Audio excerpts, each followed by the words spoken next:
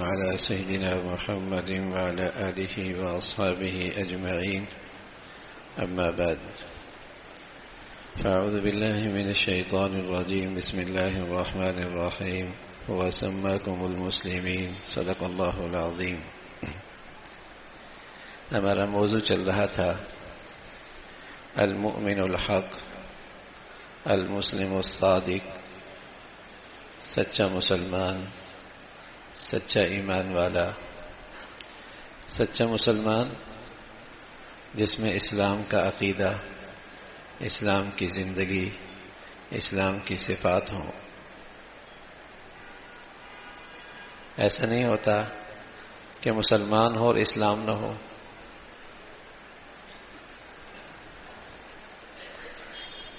ایسا بھی نہیں ہوتا کہ مسلمان ہو اور اسے اسلام پر اعتماد نہ ہو.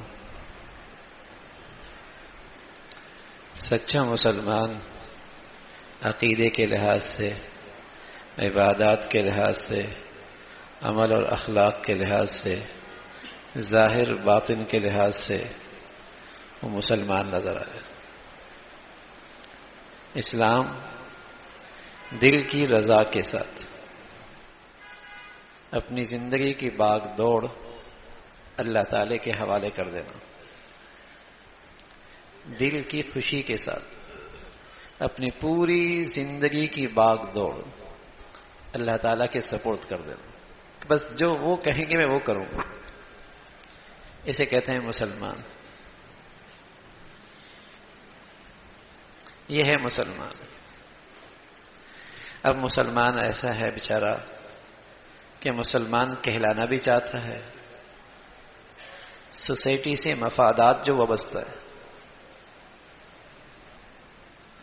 مسلمان کہلانا بھی چاہتا ہے اس لیے کہ معاشرے سے مفادات جو وابستہ ہے، لیکن اسلام کے بغیر کہلانا چاہتا ہے. اسلام اپنانا بھی نہیں چاہتا. تو پھر اسلام کے نئے نئے مسلمانوں کے نئے نئے خانے بن گئے. حالانکہ جب اسلام ایک ہے تو مسلمان بھی ایک ہی ہوتا ہے.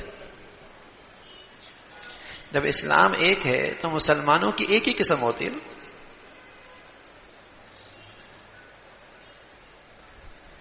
لیکن مفادات کی خاطر مسلمان کہلانا ہے لیکن اسلام سے تعلق بھی نہیں رکھنا، تو پھر مسلمانوں کے بہت سارے خانے بن گئے. اور روشن خیال مسلمان، ترقی پسند مسلمان، سیکولر مسلمان، لبرل مسلمان. اور پھر جو مسلمانوں کے اسلام کے سچے پیروکار بن جائیں تو پھر انہیں تانے پہلے غیر دیتے تھے، اب یہ نام نہاد مسلمان تانا دیتے ہیں. انتہا پسند مسلمان، یہ پردے کی باتیں کرتے ہیں. بنیاد پرست مسلمان، یہ رجت پسند مسلمان. یہ اسلام کے اتنے خانے کیسے بنے؟ اسلام تو ایک ہے.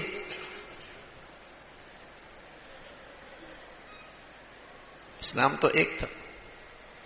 لارڈ میکالے 1835 میں اس نے ایک تجزیہ کیا اس ہند کا، اور اس کی تحریر انگریزی میں موجود ہے. لوگوں نے اس کے ترجمے بھی کیے.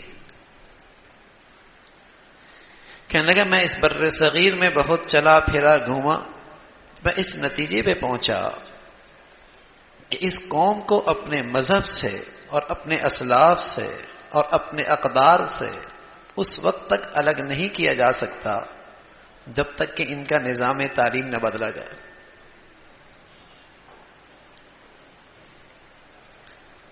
جب تک کہ ان کا نظام تعلیم نہ بدلا جائے. تو اس نے ایک مشن شروع کیا اس بر صغیر میں، بلکہ اب تو پوری اسلامی دنیا میں ہے، کہ عیسائی نظام تعلیم لاؤ کہ اگر مسلمانوں کی نسل عیسائی نہ بھی بنے تو کم از کم مسلمان تو نہ رہے. جن نادان مسلمانوں نے اپنی نسلوں کو غیروں کے نظام تعلیم کے مکمل حوالے کر دیا اور اس کے ساتھ ساتھ ان کی دینی، ایمانی زندگی کے تحفظ کا کوئی سامان نہ کیا تو ان کی اولادیں نام کی تو مسلمان رہ گئی، عمل اور کردار کے لحاظ سے کہیں سے مسلمان نظر نہیں آتے۔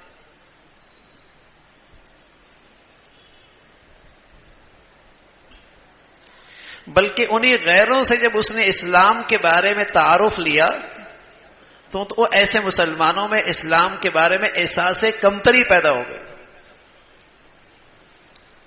اسلام کے احکامات کے بارے میں شکوک پیدا ہو گئے، اور انہیں اسلام پر اعتماد ہی نہ رہا کہ آج کے دور کے اندر بھی اسلام ہمیں عزت اور عروج دے سکتا ہے۔ ہماری غفلت، ہماری کل علمی اور اہل باطل کی سازش، وہ تو جانتے تھے، انہیں آسمانی کتابوں میں یہ سبق انہوں نے پڑھ رکھا تھا کہ مسلمانوں کی عزت، مسلمانوں کی فتح، مسلمانوں کا عروج، مسلمانوں کے ساتھ اللہ کی مدد اور نصرت ان کے اسلام کے ساتھ ہے۔ اگر انہیں غلامی کی زنجیروں میں جکڑ کے رکھنا ہے تو راستہ ایک ہی ہے کہ مسلمانوں کو اسلام سے دور کر دو۔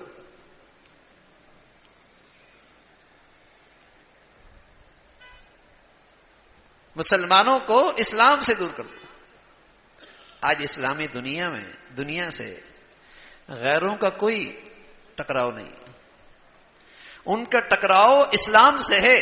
جس ملک میں اسلام ہے اور مسلمانوں کے اسلام کے سچے پیروکار ہیں وہ انہیں برداشت نہیں، اور جہاں مسلمان ہے اور اسلام نہیں ہے انہیں ایسے ملکوں سے کوئی پریشانی نہیں، اس لیے کہ یہ ان کی معاشی منڈیاں ہیں، وہاں ان کے کاروبار چلتے ہیں، معاشی منڈیاں ہیں۔ انہیں جو مسئلہ ہے انہی مسلمانوں سے ہے جو اپنے دین کے سچے پیروکار ہیں، نہ وہ ملک برداشت ہے نہ وہ مسلمان برداشت ہے۔ اور یہ کوئی نئی بات نہیں ہے، ہمیشہ سے حضور علیہ الصلوۃ والسلام جیسی شخصیت کے سب سے پہلے دشمنی یہودیوں نے کی۔ ایک عورت کو تیار کیا آپ کو شہید کرنے کے لیے، اس نے دعوت کی حضور علیہ الصلوۃ والسلام اس خیال سے کہ شاید یہ اسلام کی طرف آ جائیں، دعوت قبول کر لیا کرتے تھے، آپ تشریف لے گئے، اس نے دعوت میں کھانے میں زہر ملا دی۔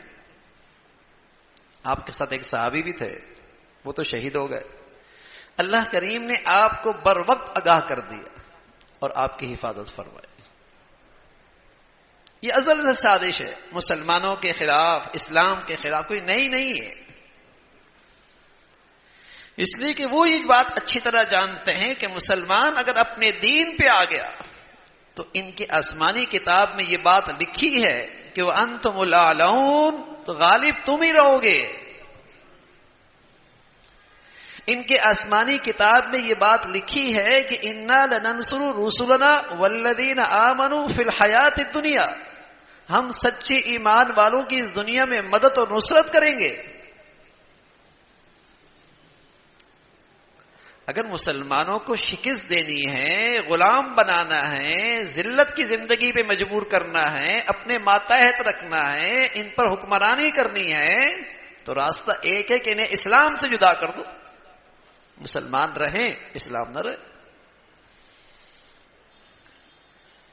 اور یہ 2 صدیوں سے زیادہ انہوں نے محنت کی اور آج پوری اسلامی دنیا پہ انہوں نے فتح پائی ہوئی ہے، کامیاب ہو گئے کہ جو وہ کہتے ہیں اسلامی دنیا میں وہ ہوتا ہے، قانون وہ بنتا ہے، ضابطے وہ بنتا ہے، معاشی نظام وہ بنتے ہیں، تعلیمی نظام وہ بنتے ہیں۔ باطل کی محنت ہوئی، ہماری غفلت ہوئی، ہماری ناسمجھی ہوئی، ہم نے اس نعمت کی قدر نہیں کی۔ عمر فرمایا کرتے تھے رضی اللہ تعالیٰ عنہ، اعزنا اللہ بالاسلام، ہمیں جو عزت ملی ہے نا، ہمیں جو عزت ملی ہے وہ صرف اسلام کے بدولت ملی ہے۔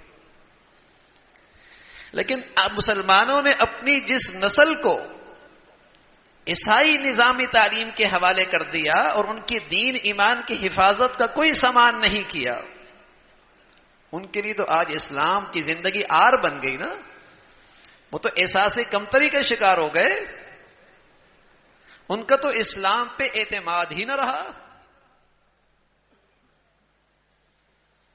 ذہنیت بدل دی، سوچ بدل دی، فکر بدل دی، اور نتیجہ یہ نکلا کہ پوری اسلامی دنیا میں مسلمان یوں تقسیم ہوئے، کچھ اسلام کے پیروکار ہیں، کچھ اسلام کے نام لیوا ہیں، اور آپس میں دستے گریبان ہیں، اور باطل بیٹھ کر ان کی لڑائیاں دیکھ رہا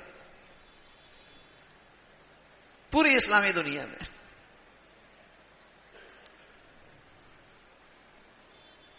تو یہ اسلام سے دوری کا نتیجہ ہے کہ آج ذلت اور رسوائی مسلمانوں کی مقدر بنی ہوئی ہے، ورنہ اسلام تو اپنے پیروکاروں کو عزت دینے کے لیے آیا،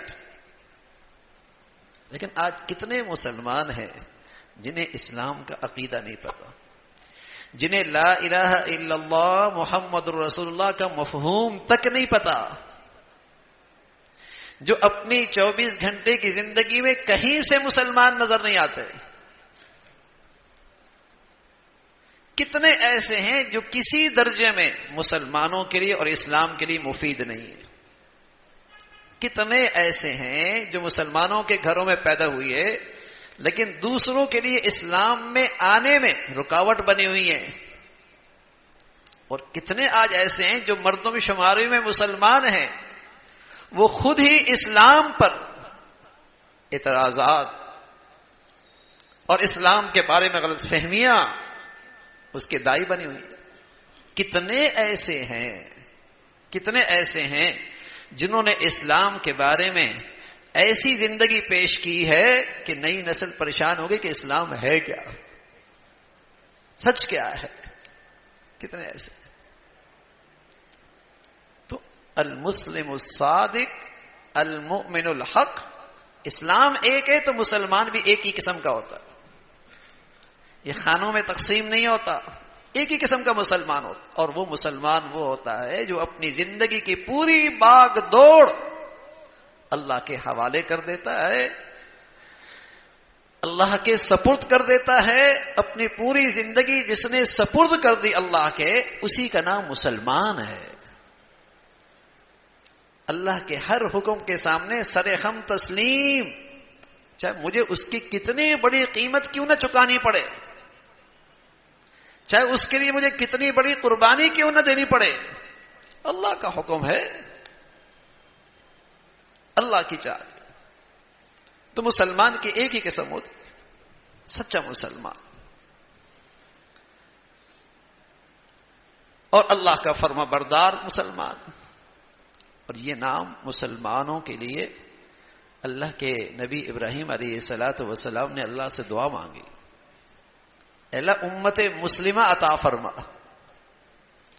اور اس امت مسلمہ کے لیے ایک نبی عطا فرما، ایک پیغمبر محمد رسول اللہ جو آخری نبی بنے۔ کامیابی کا ایک ہی نظریہ، کامیابی کا ایک ہی اصول اور دستور رہ گیا جس کا نام اسلام ہے، بس وَمَن يَبْتَغِ غَيْرَ الْإِسْلَامِ دِينًا فَلَن يُقْبَلَ مِنْهُ وَمَن يَبْتَغِ غَيْرَ الْإِسْلَامِ دِينًا فَلَن يُقْبَلَ مِنْهُ، اگر اسلام کو چھوڑ کر کامیابی اور نجات کے لیے کسی اور دین کی تلاش میں نکلے تو اللہ کے ہاں وہ قابل قبول نہیں، صرف اسلام، اور وہ ایک ہی قسم ہے کہ آدمی اپنے ظاہر باطن کے لحاظ سے، اپنی پوری زندگی کے لحاظ سے اللہ کریم کا فرما بردار، اور اگر مسلمان اس اسلام پہ آ جائے جو قرآن حدیث کے اندر جس کی تصویر موجود ہے، جس کی زندگی موجود ہے، تو مسلمان سے کہاں ٹکرائے گا، مسلمان آپس میں کہاں دستے گربا، پھر مسلمانوں میں تقسیم کائیں کی ہوگی، مسلمانوں میں تقسیم ہوئی وہاں، نئی نئی قسمیں بنی وہاں کہ قرآن حدیث کی بتائی ہوئی اسلام کی تعلیم سے انحراف ہوا، اسے چھوڑ بیٹھے، کچھ ہماری غفلت، کچھ ہماری لا علمی، اور کچھ باطل کی محنت اور ان کی سازش اور ان کا نظام تعلیم اور ماحول جس نے مسلمانوں کی نسل کو نام کا مسلمان تو رہنے دیا، عیسائی تو نہیں بنے، لیکن اسلام نہ رہا۔ جبل زیتون پر ایک مرتبہ عیسائی پادریوں کا ایک اجلاس ہوا، اور وہاں بہت سارے پادری بیٹھے ہوئے تھے، تو ہر ایک نے مایوسی کا اظہار کیا کہ اتنی بڑی فنڈنگ اور اتنا بڑے اخراجات اور اتنا بڑا بجٹ ہمارا اسلامی دنیا میں خرچ ہوتا ہے، لیکن بہت کم لوگ عیسائی بنتے ہیں۔ ہر ایک نے مایوسی کا اظہار کیا۔ تو ان کا جو لاڈ تھا، بڑا تھا وہ پادری، اس نے سب کو حوصلہ دیا، تسلی دی کہ تمہارا مشن یہ نہیں ہے کہ تم مسلمانوں کو عیسائی بناؤ، تمہارا مشن تو صرف یہ ہے کہ مسلمانوں کو مسلمان نہ رہنے دو۔ بتاؤ اس میں تمہیں کتنے کامیاب ہو گئے؟ تمہارا مشن تو یہ ہے کہ تم ایسی نظام تعلیم اور ماحول دو کہ انہیں اسلام کے احکامات سے نفرت سی ہونے لگے اور خود مسلمان اسلام کے احکامات کا مذاق اڑانے لگے، نبی کی سنتوں کا استہزاء کرنے لگے۔ نہیں سنتے آپ لوگ اپنی زبانوں میں، اپنے سڑکوں پہ آوازیں، میرا جسم، میری مرضی، میرا، کیسے کیسے بیہودہ قسم کی باتیں آپ سنتے ہیں۔ حالانکہ یہ جسم بھی اللہ نے دیا ہے اور اس کے اوپر جو دین دیا ہے وہ بھی اللہ نے دیا ہے، نہ اس کے باپ نے بنایا ہے، نہ اس کے جسم اس کے دادا نے بنایا ہے، یہ اللہ کی تخلیق ہے۔ لیکن کہلانے میں مسلمان، لیکن اس نظام کے زیر اثر ان کی زندگیاں گزری ہیں بیچاروں کی، ان کی ذہنیت ہی بدل گئی، سوچ ہی بدل کے رہ گئی کہ اسلام کے احکامات کا یوں مذاق اڑایا جاتا۔ تو وہ مطمئن کیا اس نے کہ دیکھو مسلمانوں کو عیسائی نہیں بنانا، ہمارا مشن یہ ہے کہ مسلمانوں کو مسلمان نہیں رہنے دو۔ ایک عیسائی پادری نے کتاب لکھی، عربی کے اندر بھی ہے، اس نے لکھا ہماری ساری مشنری جتنی محنت ہوتی ہے دو پہلوؤں پہ ہوتی ہے، ایک تخریبی اور ایک تعمیری مسلمان معاشرے میں۔ تخریبی یہ ہوتی ہے کہ مسلمان نسل کو اسلام سے اور اس کے مذہب سے دور کر دو۔ تعمیری کیا ہوتی ہے؟ تعمیری یہ ہوتی ہے کہ ان میں سے اگر کوئی فرد اپنے اجتماعی ماحول سے ہٹ کر ہمارا بن جاتا ہے تو ہم اس کی پوری حوصلہ افزائی کرتے، ہم اسے ہر لحاظ سے سپورٹ کرتے، ہر قسم کی معاونت دیتے ہیں، اسے آگے بڑھاتے، اس لیے وہ ہمارا حصہ بن چکا۔ تو ہماری اسلامی دنیا میں جو محنت ہوتی ہے اس انداز کی ہوتی ہے۔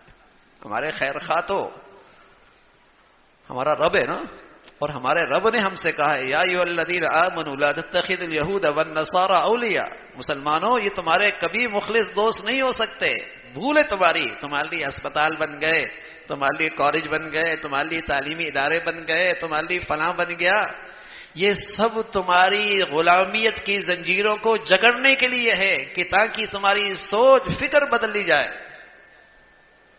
اور تم ہمیشہ غلامیت کی زندگی پہ خوش رہو۔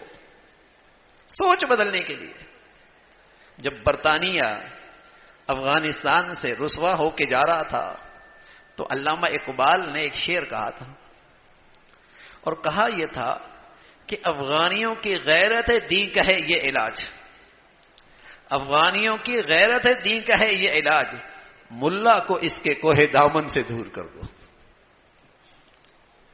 اگر ان کے اندر سے اسلامی غیرت نکالنی ہے تو انہیں علماء کے قریب نہ آنے دو، انہیں اہل علم کی صحبت میں نہ بیٹھنے دو، انہیں جہاں دین سکھایا جاتا ہے ان کے قریب نہ آنے دو۔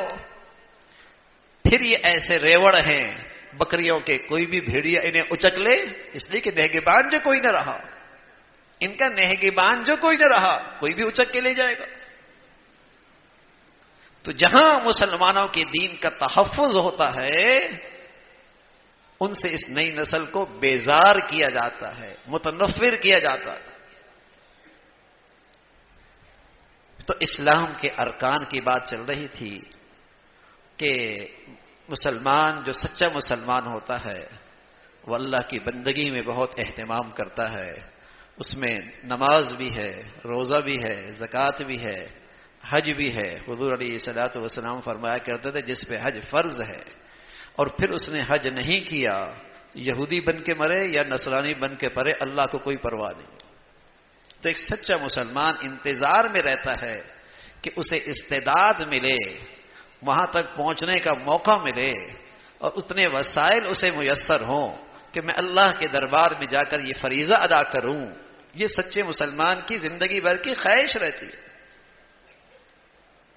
تو فرائض اسلام، ارکان اسلام کا وہ بہت اہتمام کرتا ہے۔ اللہ تعالیٰ عمل کی توفیق نصیب فرمائے۔ اللہم لک الحمد کلو ولک الشکر کلو، اللہم اعنا علی ذکرک و شکرک و حسن عبادتک، اللہم